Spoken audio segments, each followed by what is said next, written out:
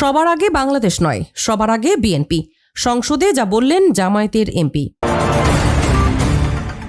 যদি জ্বালানির কোনো সংকটই না থাকে তাহলে এত লম্বা লাইন কেন? সংসদে রুমিন ফারহানার প্রশ্ন। অতীতে কেউ ছাত্রলীগ করলেও এনসিপিতে যোগ দিতে পারবে, এনসিপির আহ্বায়ক নাহিদ ইসলাম। তেলের দাম বৃদ্ধি জীবনযাত্রাকে আরও কঠিন করবে, যা বললেন চরমোনাই পীর। রুমিন ফারহানার বক্তব্যের সময় অশোভন আচরণ, জামায়াত আমিরের নিন্দা। চীনা কমিউনিস্ট পার্টির আমন্ত্রণে চীনে যাচ্ছেন মির্জা ফখরুল।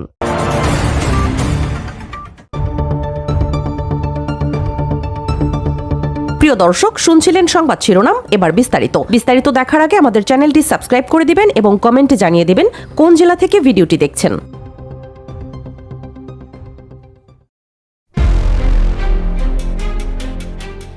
বাংলাদেশ জাতীয়তাবাদী দল এর বিরুদ্ধে নির্বাচনী প্রতিশ্রুতি থেকে সরে যাওয়ার অভিযোগ তুলেছেন বাংলাদেশ জামায়াতে ইসলামীর এমপি ওবায়দুল্লাহ সালাফি। তিনি বলেন, বিএনপি খুব অল্প সময়ের মধ্যেই তাদের ঘোষিত অবস্থান বদলে ফেলেছে। সবার আগে বাংলাদেশ স্লোগান দিলেও বাস্তবে তার প্রতিফলন দেখা যাচ্ছে না। তার দাবি, এখন বিভিন্ন ক্ষেত্রে বিএনপির নেতাকর্মীরা সাধারণ মানুষের আগে সুবিধা পাচ্ছেন। বিশেষ করে পেট্রোল পাম্পে তেল নেওয়ার সময় এই বৈষম্য বেশি চোখে পড়ছে। এতে সাধারণ মানুষের মধ্যে অসন্তোষ তৈরি হচ্ছে এবং তাদের প্রতিশ্রুতি নিয়ে প্রশ্ন উঠছে। রোববার জাতীয় সংসদে বক্তব্যে তিনি আরও বলেন, বিএনপির আগের রাজনৈতিক স্লোগান ও বক্তব্যেও পরিবর্তন এসেছে। এতে সাধারণ মানুষের মধ্যে বিভ্রান্তি তৈরি হয়েছে। তিনি মনে করেন, এভাবে অবস্থান বদলাতে থাকলে জনগণের আস্থা কমে যেতে পারে। তাই তিনি দলটিকে তাদের পূর্বের অবস্থানে ফিরে আসার আহ্বান জানান। একই সঙ্গে তিনি সতর্ক করেন, জনগণ যদি আস্থা হারায় তাহলে রাজনৈতিক পরিস্থিতি আরও জটিল হতে পারে।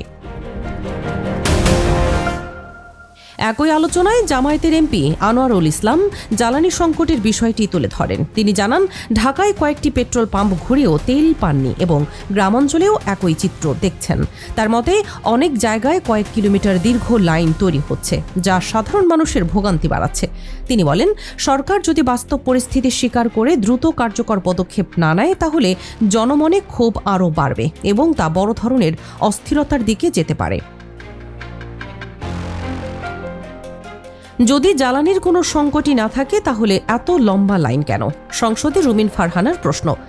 জ্বালানি পরিস্থিতি নিয়ে সরকারের অবস্থানের কঠোর সমালোচনা করেছেন স্বতন্ত্র সংসদ সদস্য রুমিন ফারহানা। তিনি প্রশ্ন তোলেন, যদি দেশে জ্বালানির কোনো সংকটই না থাকে তাহলে পেট্রোল পাম্পে কয়েক কিলোমিটার দীর্ঘ লাইন কেন দেখা যাচ্ছে এবং মাঝরাত পর্যন্ত মানুষকে দাঁড়িয়ে থাকতে হচ্ছে কেন?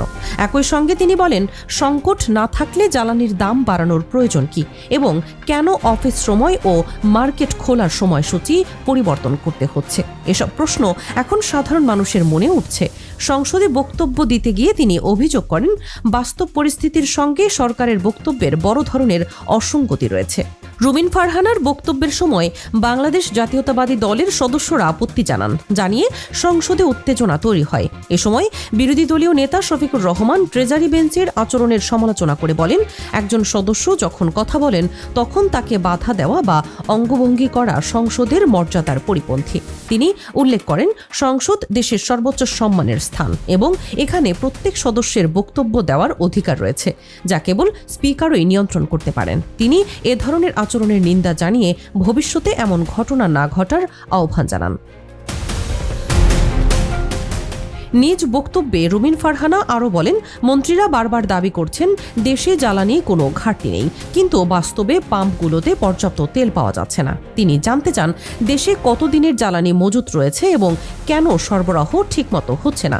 একই আলোচনায় গাজীপুর ৪ আসনের এমপি সালাউদ্দিন বিদ্যুৎ সংকটের কথা তুলে ধরে বলেন, তার এলাকায় দিনে 10 থেকে 12 ঘন্টা লোডশেডিং হচ্ছে, ফলে চিকিৎসা ও সেচ ব্যবস্থা মারাত্মকভাবে ক্ষতিগ্রস্ত হচ্ছে এবং শিক্ষার্থীরাও ভোগান্তিতে পড়ছে।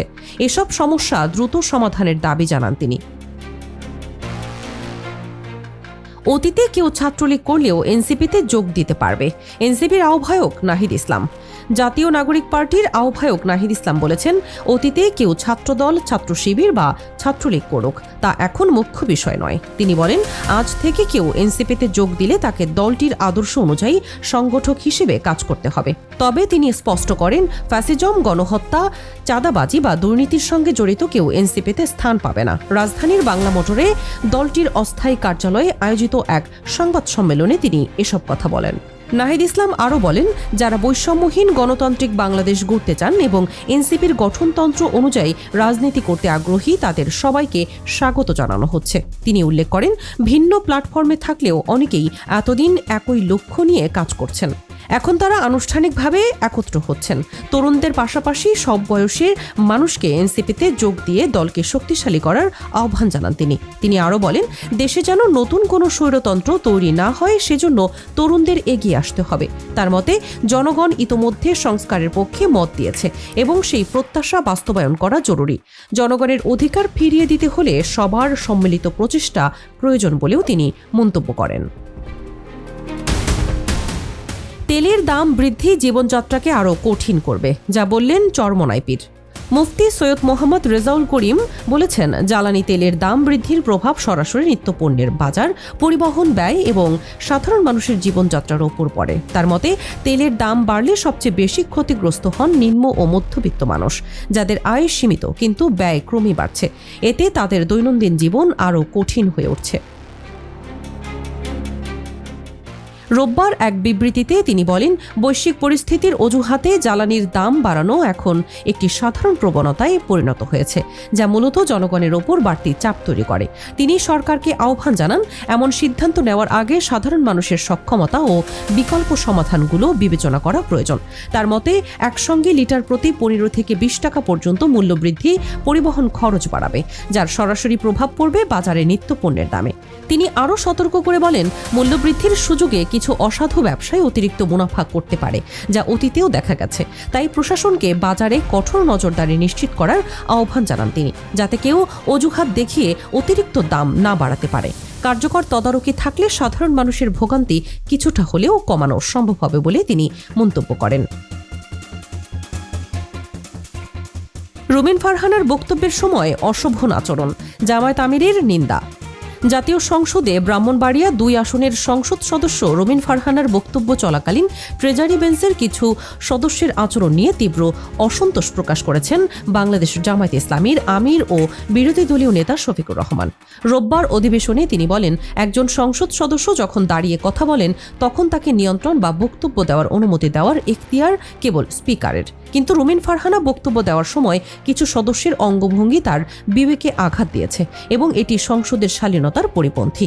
তিনি আরও বলেন, বিষয়টি একবার নয়, বারবার ঘটেছে এবং দুঃখজনকভাবে বহুবার নির্বাচিত কিছু সদস্য এতে জড়িত ছিলেন। তিনি তাদের নাম উল্লেখ না করে বলেন, এমন আচরণ সংসদের মর্যাদা ক্ষুণ্ণ করে। শুরু থেকেই তিনি সংসদে ইতিবাচক ও সুস্থ রাজনৈতিক সংস্কৃতি গড়ে তোলার আহ্বান জানিয়ে আসছেন বলে উল্লেখ করেন। তার মতে, সংসদ দেশের সর্বোচ্চ সম্মানের স্থান হওয়ায় এখানে প্রত্যেক সদস্যের প্রতি সম্মান দেখানো জরুরি।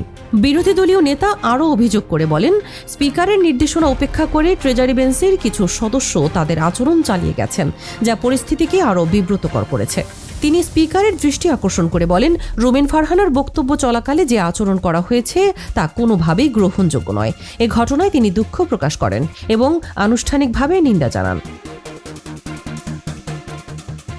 চীনা কমিউনিস্ট পার্টির আমন্ত্রণে চীনে যাচ্ছেন মির্জা ফখরুল।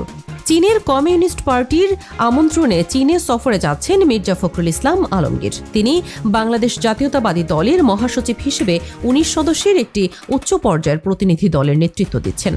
প্রতিনিধি দলটি আগেই চীনে পৌঁছেছে, আর মির্জা ফখরুল 19 এপ্রিল রাতে বেইজিংয়ের উদ্দেশ্যে রওনা হওয়ার কথা রয়েছে। 22 এপ্রিল তার দেশে ফেরার কথা। সফরের সময় তিনি চীনা কমিউনিস্ট পার্টির কেন্দ্রীয় কমিটির আন্তর্জাতিক বিভাগের প্রধান লিউ হাইসিং এর সাথে আনুষ্ঠানিক বৈঠক করবেন।